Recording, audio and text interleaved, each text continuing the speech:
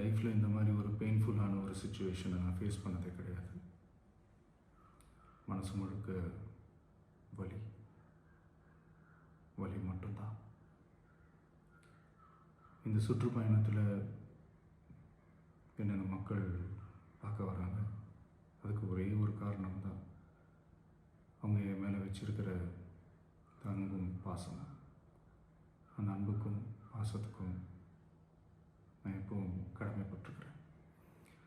அதனால தான் இந்த சுற்றுப்பயணத்தில் மற்ற எல்லா விஷயங்களையும் தாண்டி மக்களுடைய சேஃப்டி, அதில் எந்த காம்ப்ரமைஸும் பண்ணிடக்கூடாதுன்றதுக்காக தான் அது என் மனசில் ரொம்ப ஆழமாக இருக்கும் அந்த எண்ணம்.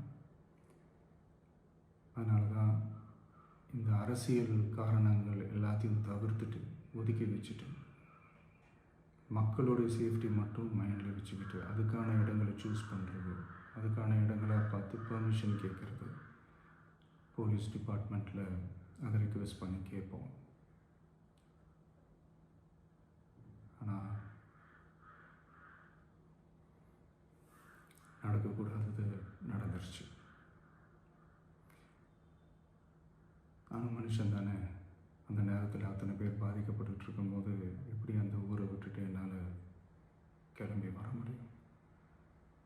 நான் திரும்ப அங்கே போகணும்னு இருந்துச்சுன்னா அதை ஒரு காரணம் காட்டி அங்கே வேறு சில பதட்டமான சுச்சுவேஷன்ஸ், வேறு சில அசம்பாவிதங்கள் அந்த மாதிரி எதுவும் நடந்துடக்கூடாதுன்றதுக்காக தான் நான் அவாய்ட் பண்ணேன். இந்த நேரத்தில் சொந்தங்களை இழந்து தவிக்கிற அத்தனை குடும்பங்களுக்கும் என்னுடைய ஆழ்ந்த இரங்கலை தெரிவிச்சுக்கிறேன். எனக்கு தெரியும், என்ன சொன்னாலும் இது ஈடேயாகாதுன்னு எனக்கு தெரியும். ஹாஸ்பிட்டலில் ட்ரீட் பண்ணிகிட்ருக்கிற எல்லாருமே சீக்கிரமாக க்யூர் ஆகி வரணுன்றதை இந்த நேரத்தில் நான் வேண்டிக்கிறேன். கூடிய சீக்கிரமே உங்கள் எல்லாரையும் நான் சந்திக்கிறேன். இந்த நேரத்தில் எங்களுடைய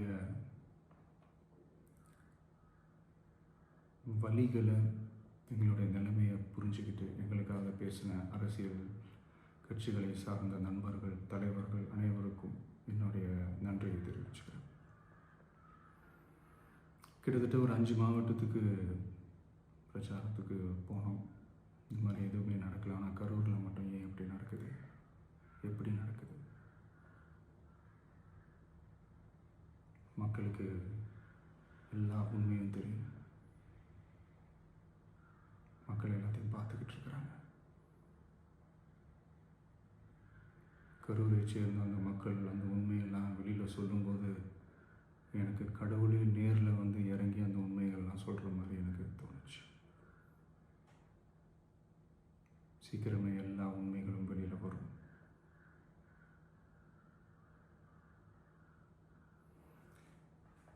எங்களுக்கு தரப்பட்ட இடத்துல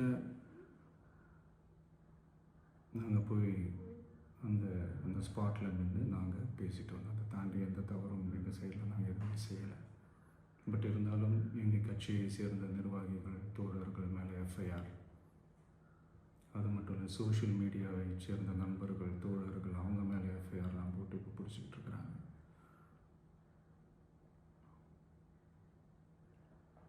சிஎம் சார், உங்களுக்கு ஏதாவது இந்த பழி வாங்கணும் அப்படின்ற எண்ணம் ஏதாவது இருந்துச்சுன்னா என்ன வேணாலும் பண்ணுங்க. அவங்க மேலே கை வைக்காதீங்க. நான் ஒன்று வீட்டில் இருப்பேன், இல்லை நான் ஆஃபீஸில் இருப்பேன். என்ன வேணாலும் செய்யுங்க. நண்பர்களே, தோழர்களே,